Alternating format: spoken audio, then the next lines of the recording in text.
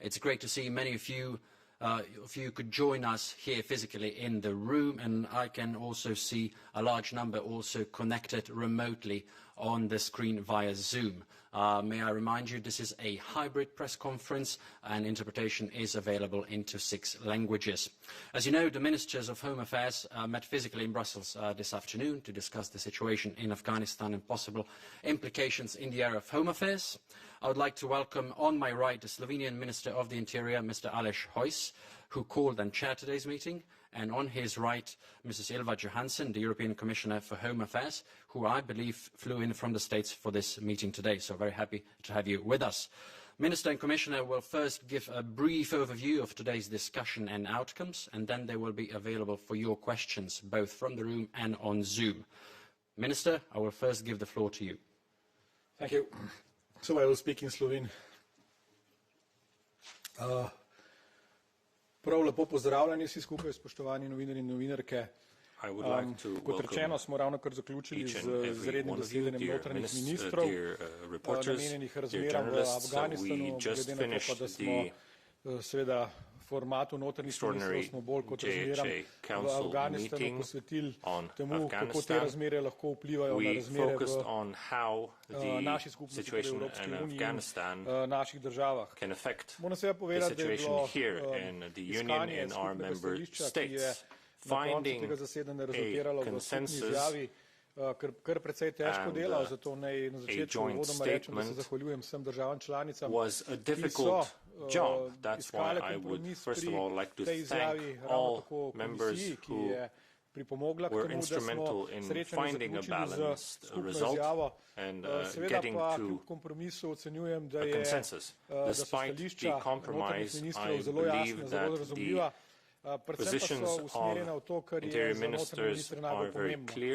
Torej, notranji ministri smo odgovorni za to, da v Evropski uniji zagotavljamo varnost našim državljanom, da zagotavljamo ustrezno zaščito naših zunanjih meja in pa seveda, da zagotavljamo to, kar se mnogi bojijo ali pa mnogi bojimo, da kljub krizi v Afganistanu, ki je v preteklosti bil potencialno žarišče teroristov ali pa skrivanja teroristov, eksodus ljudi iz Afganistana ne rezultira v ponovne teroristične napade kjerkoli na evropskih tleh. Najprej naj povem seveda, da smo se v tej naši skupni izjavi vsi zavezali k temu, da prioritetno nadaljujemo z evakuacijo oziroma reševanjem vseh tistih, ki so te evakuacije potrebni, da gre pretežno za sodelavce zavezništva, za sodelavce tistih, ki so sodelovali z inštitucijami Evropske skupnosti, kot seveda tudi njihovih najbližjih članov, torej najožjih družin. Ob tem pa seveda ne smemo pozabiti na pomoč vsem tistim ranljivim skupinam. Tukaj so posebej bile izpostavljene ženske, otroci, starejši, ki jim je pač potrebno, kolikor so na poti iz Afganistana pomagati. Predvsem pa veliko bolj ali pa večji poudarek pa je potrebno dati temu, kar smo se tudi v skupni izjavi zavezali, da okrepimo to pomoč neposredno v Afganistanu oziroma, če ne gre v Afganistanu, pa v sosednjih državah. Posebej smo izpostavili visoko zavezanost k nadaljnji krepitvi ali pa k bolj intenzivnemu delu evropskih agencij, torej posebej Frontexa, Europola in pa EASA. Vse tri agencije so tudi prikazale oziroma podale povzetek stanja njihovega dosedanjega dela in pa seveda ocenile to, kar lahko zagotavljajo tudi v prihodnosti. Ravno tako smo dobili zelo celovito prezentacijo predstavnika, torej predstavnika boja proti terorizmu in pa, kar je po moje zelo pomembno, komisija nas je v uvodoma obvestila o vseh naporih komisije, tako glede pogovorov z Združenimi državami Amerike, pogovorov z tretjimi državami in pa seveda vsega tistega, kar je do sedaj že naredila. Moram reči, da je razprava zelo burna. V nekih trenutkih je bilo celo potrebno za narediti neko krajšo pauzo, ampak vse to je na koncu rezultiralo, da smo bili sposobni sprejeti skupno izjavo, kar je po mojem v tem trenutku najpomembnejše. Seveda pa ne smemo zaključiti zgolj z to izjavo. Ena od pomembnih sklepov v razpravi je bila tudi to, da moramo besede preleviti v dejanja in pričakujem, da bomo vse tisto, kar smo se danes dogovorili ali pa dogovarjali, v naslednjih tednih pa mesecih tudi konkretizirali. Thank you very much, Minister, for this very insightful and comprehensive overview of the outcomes and discussions indeed. Mrs. Johansson, Commissioner, the floor is yours. Thank you very much, and let me first say congratulations, Alice. I think this is a very, very good result. It also shows that member states can agree also on migration issues. We have shown that also earlier during the Portuguese presidency, and I think now also under your leadership we managed to find a joint statement, and I think that's a strength from this Council and from member states. I arrived this morning directly from US, where I have been meeting with several stakeholders in the UN, for example with the Secretary General Antonio Guterres, and also with Under General Secretary Vladimir Voronkov, responsible for the counter-terrorism.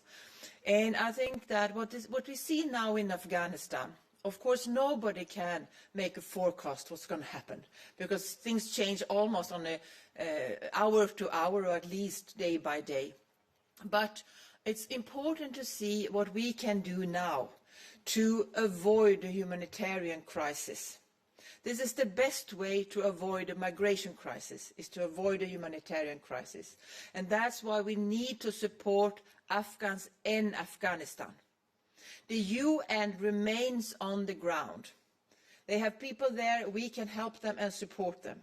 People that have been internally displaced have already started to move back to their homes.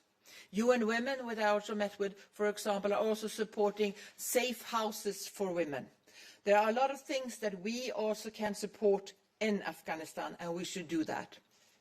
And that's also part of the statement, and of course to support also neighboring countries. We have so far not seen any big movements of Afghans out of Afghanistan to the neighboring countries. But of course that could change, but so far there's been very little movements. But we need to prepare for different scenarios. We also need to give protection to those in immediate need of international protection. Many member states have already, together with evacuation of their own citizens, and those have been working for the EU and member states, have also evacuated female prosecutors, women's rights activists, fundamental rights activists, journalists, authors, others that are under immediate threat in Afghanistan. But we need to continue that, and the way to do it is through resettlement. So let me put it like this. We need to prevent people from going on smuggling routes towards the European Union by working with people in Afghanistan, in the neighboring country, but also be clear that we need to prevent people from going on that route. It's mainly men who go on the irregular routes with smugglers to Europe, 90%, that's our experience. Instead, we need to give protection to the most vulnerable ones, women and girls, and other activists, for example, as I just mentioned. I will convene a high-level resettlement forum already next month to continue this discussion with member states, but also in a global context together with other countries that are also ready to step up on resettlement. Of course, the solution for people in Afghanistan is not resettlement, but there are individuals that need to have the help to get to safety in the European Union and in other countries, and this is important. Just a few words also on security. One of the most important aspects is to avoid that Afghanistan turns into a safe haven for terrorist groups. We know the strong relation, or the close relation, between Al-Qaeda and the Taliban. And we have seen the recent attack from the Daesh branch in Afghanistan. So, of course, this is a huge threat. And this was also that I had opportunity to discuss directly with General Secretary Voronkov, how we can cooperate. And he told me that the UN is also ready to step up on countering terrorism programs if the new government in Afghanistan will make a strong commitment to actually avoid being a safe haven for terrorists and work together with the international community to fight terrorism. I also had the opportunity to meet with Secretary of Homeland Security Alejandro Mayorkas, and it's clear that when it comes to both security and migration and resettlement issue on Afghanistan, we have a lot in common, and it's very important with the close cooperation also with the US. In the meeting today, many ministers also recalled the importance of taking further steps in adoption of the new pact on migration and asylum. That we are much better prepared than we were in 2015. We are acting much earlier. We should not wait until we have people standing at our external borders. But it's also important that we have our legislation in place. And that's why we need to progress. And many ministers mentioned, as also been mentioned by the presidency, the Eurodac regulation, and I will also add the screening proposal, because this is very important also for security reasons. Thank you. Thank you very much, Commissioner. Dear journalists in the room and connecting remotely, we're now available for your questions. So to indicate your interest, please raise your hand physically or digitally. Let me also just forewarn you that we are slightly pressed for time. We'll make every effort to take as many questions as we can, but we may not take all of them. I will give first the floor to Yanis.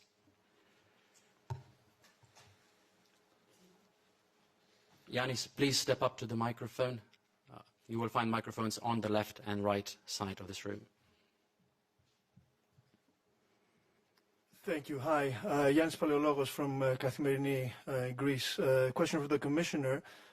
Commissioner, is there any truth to reports we've seen recently that the Commission denied the request by the Greek Coast Guard for funding for operations in the Eastern Aegean?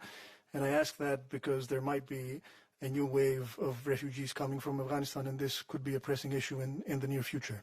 Thank you. No, we had a very good and close cooperation with the Greek government and the Greek authorities on additional emergency funding for the Coast Guard. And in that aspect, we also raised the issue of the importance of having safeguards to comply with fundamental rights. Gentleman here on the right.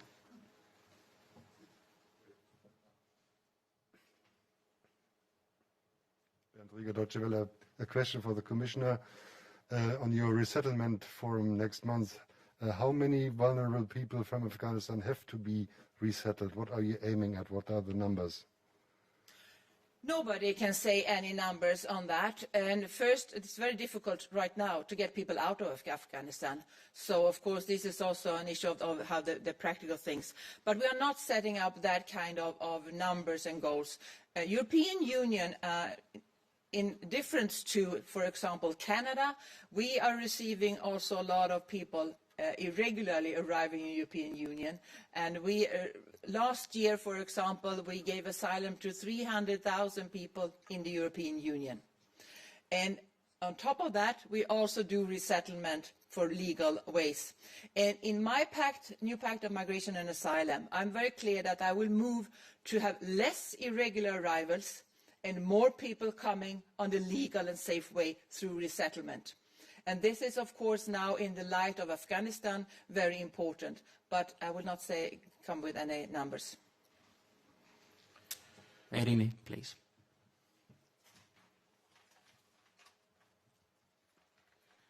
Hello, here is Arkadula with Greek Public TV and Athens News Agency. In the statement, you say that the Council will respond to attempts to instrumentalize illegal migration for political purposes and other hybrid threats, including by developing new tools. What do you mean by saying new tools? What kind of tools? Thank you.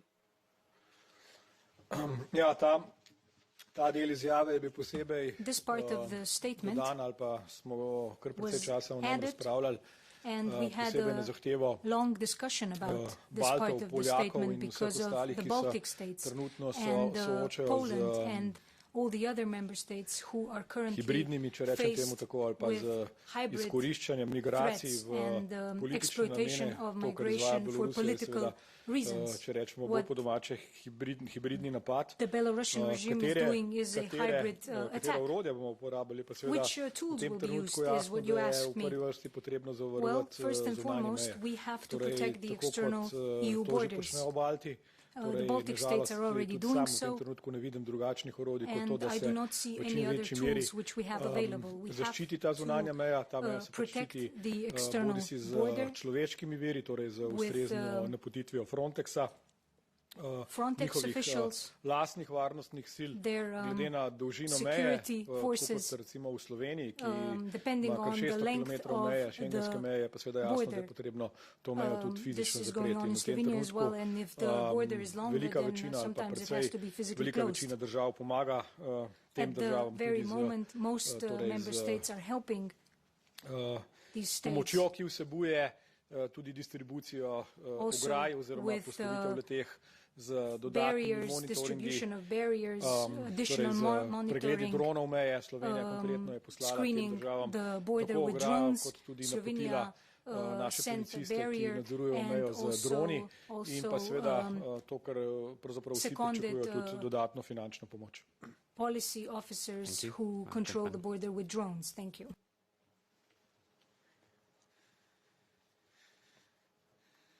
David Boati, SVT, to the Commissioner. There is in the statement saying that you would like to work with neighboring countries and prevent Afghanistan to become a safe haven for terrorism, etc. Is there a common idea on how to cooperate with the new government in Afghanistan, like to recognize the Taliban regime? Is that something that the EU is thinking of doing? No. Well, first, we don't have a new government in Afghanistan. And the Taliban, they are saying things that they will comply with fundamental rights and give the access for girls to go to school and women to go to work and things like that, and that they will prevent the terrorists. But we have to judge them out of what they do. And we know also what the Taliban are capable of. We saw that in the past. They are capable of terrible violence and terrible refusal of the rights of women and girls, for example. So we have to assess the new government before there can be any talks about any recognition of that government. Thank you, Commissioner. We'll now take a few questions from the virtual room. So I'll first give the floor to Mark Peppercorn from Volkskrant.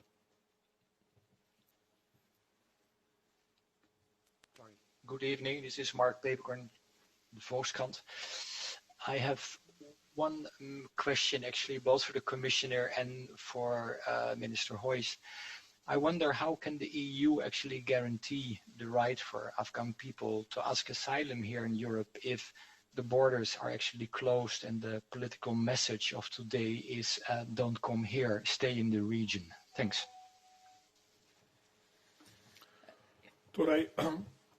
Meje niso zaprte. Borders aren't closed. V Evropo je možno priti po legalnih poteh. Nihče ni odrekel procedure zaprositve za azil nikomur. Torej to v tej naši izjavi ni. Smo se pa seveda vsi zavezali za to, da tisti, ki azil dejansko želijo in potrebujejo, le-tega zaprosijo v prvi varni državi. Ravno to je bil fokus tudi naše izjave, ki nekako želi ali pa spodbuja tudi vse ostale institucije Evropske unije, posebej Evropsko službo za zunanje delovanje, da ukrepi razgovore z državami, okoliškimi državami Afganistana. Nenazadnje je moč zagotoviti ustrezne azilne postopke tudi v teh državah in pravzaprav ni nobene potrebe, da se v tem trenutku ukvarjamo s tem, kako bi množica Afganistancev prišla na zunanje evropske meje, ko pa vendarle imamo na tej poti kar nekaj možnosti varnih držav. Prevent Afghans coming to the external borders of EU because we have many safe countries in the vicinity of Afghanistan. Yeah, I can just add to that. I think it's important to clarify that the Geneva Convention, the treaty, the EU acquis that give the right to people to apply for asylum is not the same as everybody that is in need of international protection can come to the European Union and get protection here. So that's why it's important that we do not only focus on our own external borders. We should not wait until people are here. We need to work comprehensively in the region with Afghans in Afghanistan and in the neighboring country, and working together with the global community and international organization. And I say again, the best way to prevent a migratory crisis is to prevent a humanitarian crisis. Thank you very much. Thomas Guczka, FAZ. Thanks a lot. My question is to the Commissioner.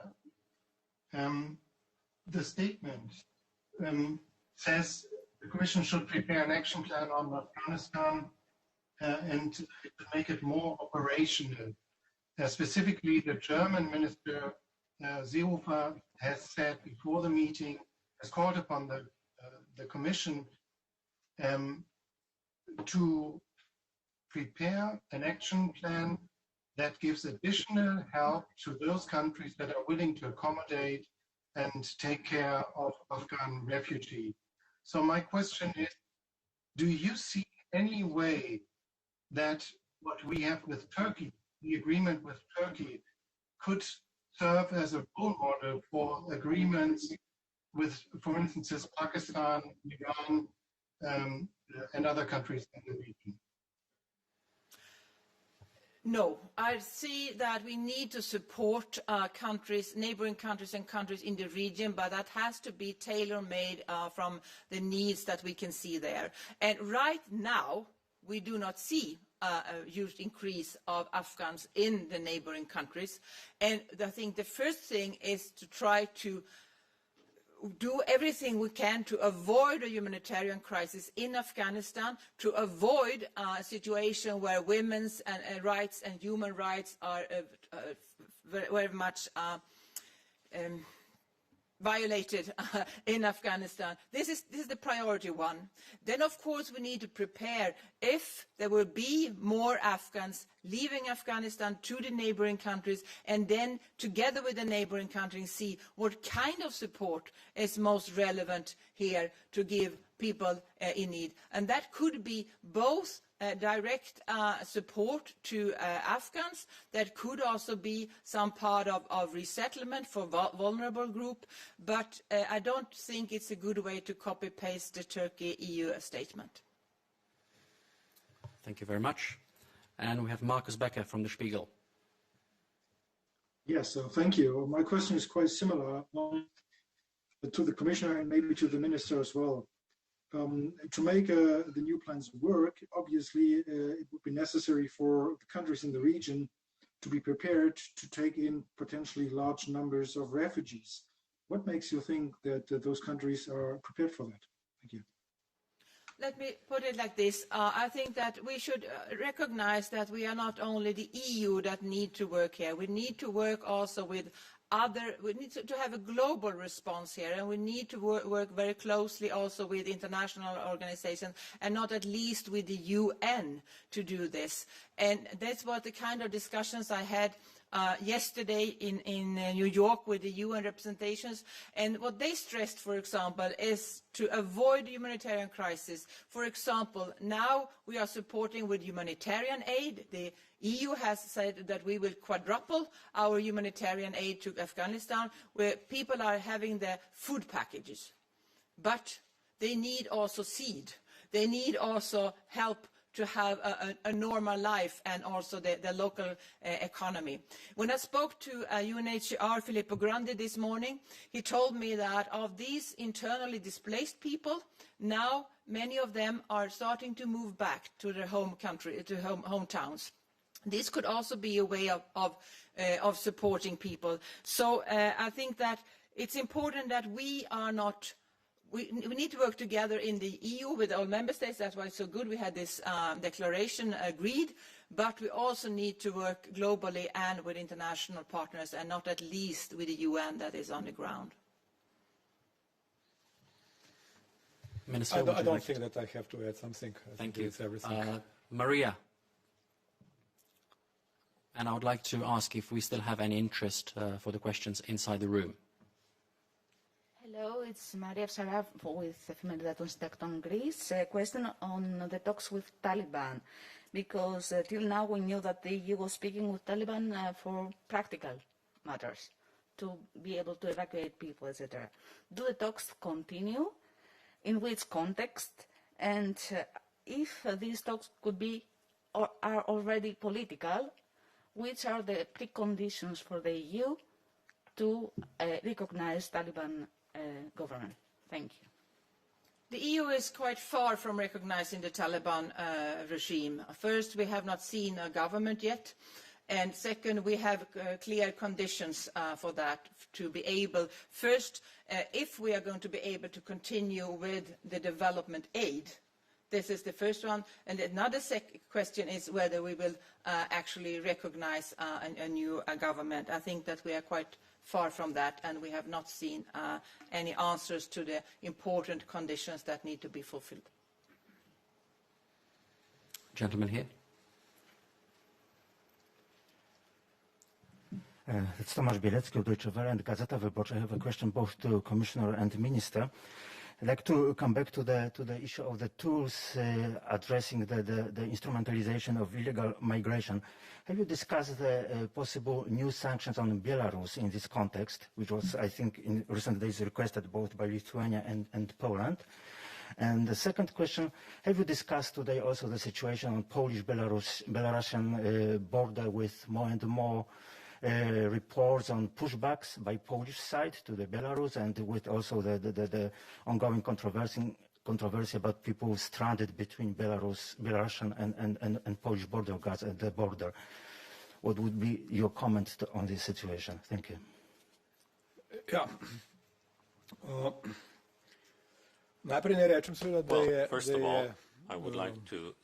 potrebno se zahvaliti državam članicam, ker so tudi danes na današnjem zasedanju upoštevale našo željo, torej željo predsedujočega, da se pogovarjamo zgolj o agendi, torej o tistem, kar je na dnevnem redu. Tako kot smo pred slabim mesecem, če se spomnite, govorili o Belorusiji oziroma o Litvi, Latviji, Poljski, in nekako odbili željo nekaterih, da se pogovarjamo tudi o Afganistanu, smo danes naredili podobno. Torej, danes smo se želeli pogovarjati predvsem o Afganistanu, to smo tudi naredili. Moram reči, da ni bilo nekega velikega pritiska v smeri, v kateri sprašujete. Vsekakor pa bo exerted to also discuss the topics that you mentioned. Belarus and the eastern border will soon be on the agenda of the Council as well. We have certain mechanisms that we can use at EU level. If these attacks continue, we have options. The Commission and the European External Action Service has some leeway in order to pressure Belarus more. Most flights from Iraq to Belarus have been halted. Beloruska letala še zmeraj nemoteno letijo v Irak, torej je pripravljenost Iraka očitno zgolj na eni strani, torej da ustavijo zgolj njihova letala, po drugi strani je pa seveda potrebno povedati to, kar sprašujete. Verjamem, da ste videli video, ki ga je prezentirala ministrica, ki je nazorno pokazal, da pravzaprav da ne gre za pushbacke, ampak gre za pušine. Torej tam je stala beloruska policija, ki je naravnost the police forces are standing at the border, pushing vulnerable groups, women and children across the border, across the Latvian and Lithuanian border. Nikakor ne morem sprejeti, ali pa se mi zdi v tem trenutku nepotrebno, da se toliko fokusiramo v to, believe that we should not focus that much on what you now call pushbacks, because in my opinion, we are here to protect our borders in an appropriate manner, which this is. It was already mentioned, this was not discussed in this meeting, but I can say something on the sanctions. I think that what we see now is that Lukashenko is under pressure by the sanctions that the European Union has imposed on Belarus. And I think that makes him more desperate. And the way he's also instrumentalizing migrants is also a way for him to get the money from the migrants. And an income. So I think we can see that this is, in my view, linked to the sanctions that we have already imposed, and we are ready to do others. For example, I'm responsible for the visa code, and this is something that we could suspend this possibility for visas for people linked to the Lukashenko regime, for example. Thank you, Commissioner. We'll take one last question from the room, and then maybe one more from the virtual room. Lailuma. Thank you very much, Lailuma Sadiq from Brussels Morning. I would like to ask about, you mentioned it also, the Taliban couldn't cut their relation with the Al-Qaeda and also other terrorist groups. Who can make guarantee there is something not happen again, years ago happened in the world? And second question, why EU are not trying to have a sanction for Taliban? Otherwise, I'm sure they never change and everything is going the same way that they did 20 years ago. And for a woman, please try to support them in the way that you want exactly for the woman. Thank you. I fully agree on the support for women, and that's one reason why I had a good meeting with UN Women yesterday in New York, and how we can support their work. They're also on the ground, actually, in Afghanistan, and also I think it's important that member states and EU continue to supporting their work for women in Afghanistan. The EU is putting pressure on the Taliban. If you have listened to the President, she says that we have frozen the development aid, and we will not change that until we see that the new regime will respect at least the core of fundamental rights, women's rights, that they will make sure that they are in a way that they really can say that they will not be a safe haven for terrorists, that they will work together with the international community to counter terrorism, for example, that they will be able to continue with international aid. So these are the conditions that we have put in place to be able to unfreeze the development aid. So that is like a sanction, if you say will. Minister, anything you would like to add? No. Gabriela Baczynska from Reuters, from the virtual room.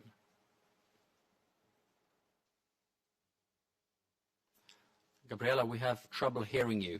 Maybe you need to turn on your microphone. So I believe Gabriela has some issues. Adam Parsons.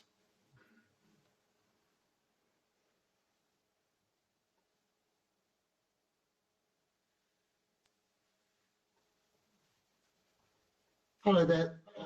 Thanks very much for taking my question. It was one on a similar thing to the one that you were just talking about, Commissioner Johansson, which is that you've talked, as I understand it, about saying that we haven't seen vast numbers of people trying to leave Afghanistan, whereas lots of people would have seen television images of people literally giving their lives trying to get out of the country. So I don't see how we can just square those two comments. And the other one is about saying trying to avoid a humanitarian crisis being the best way to avoid a migration crisis.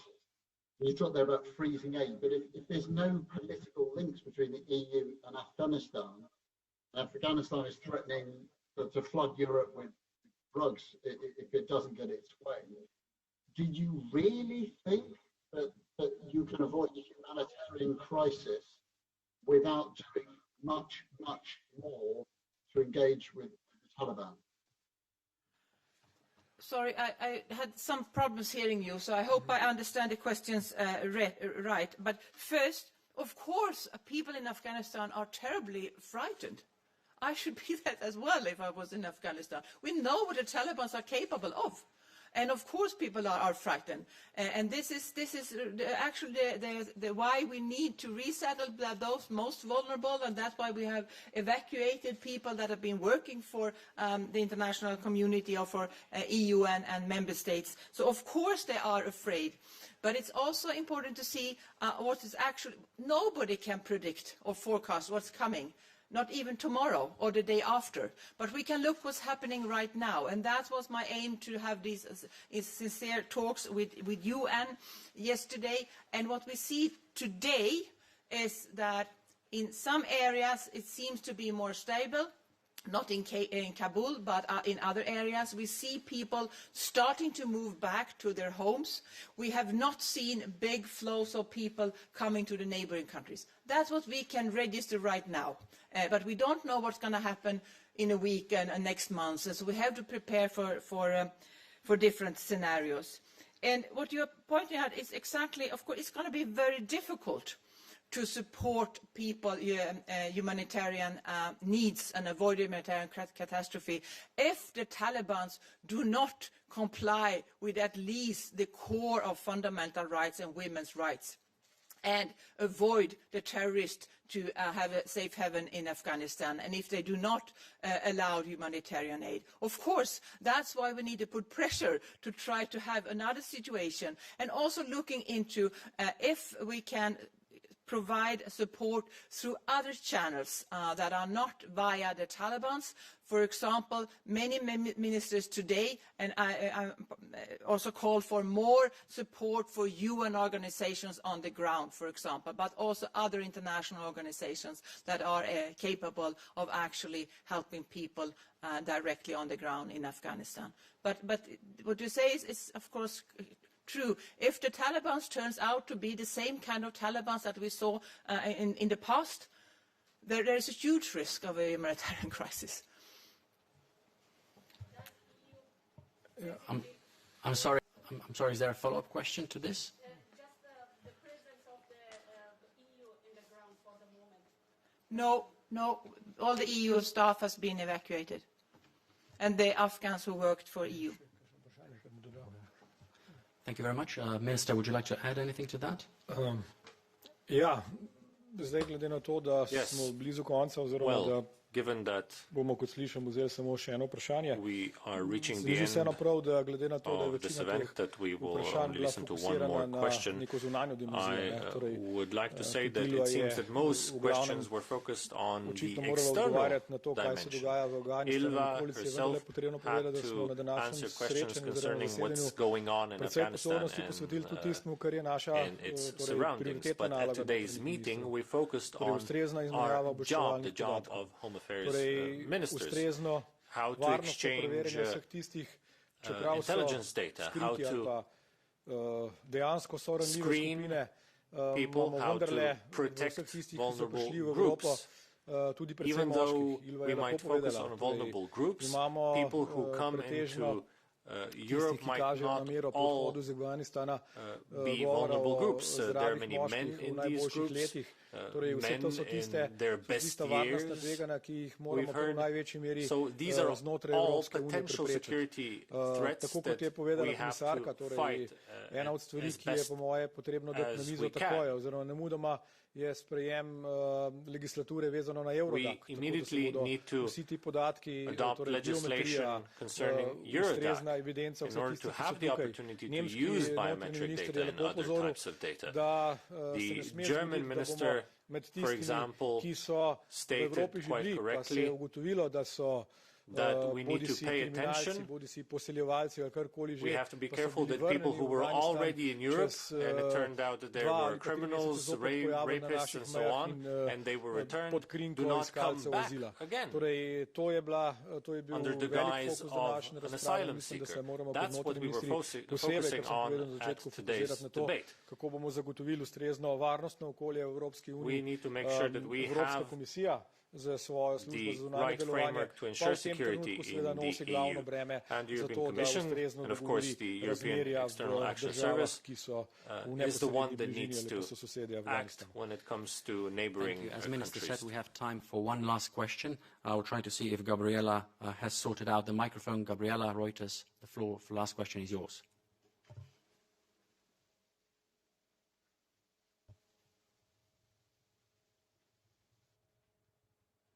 If that is not the case, Mindaugas, Laugalis. Yes. Hello. Thank you for the floor. I would like to ask, it's the second interior ministers meeting where Lithuania is talking about the necessity to create new rules on how should the outside EU border look like. Are there any new developments on financing the construction of the border, which is Lithuanian, and I think the Polish and Latvian case? Thank you. Well, of course.